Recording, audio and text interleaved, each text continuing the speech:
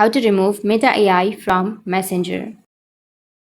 So if you want to remove the Meta AI from your Messenger, then we don't have any fixes because Meta AI is an updated version. You will get that option in the updated version of your Messenger. So the only way to remove or delete the Meta AI is to install Messenger of older versions. So simply tap and hold on to your Messenger application and then tap on and uninstall or delete.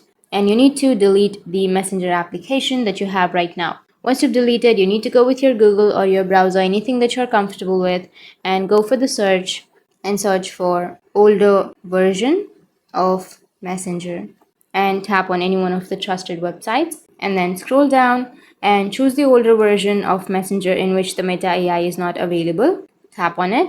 Once you tap on it, you need to scroll down again and here you will have an option of download. So simply tap on download.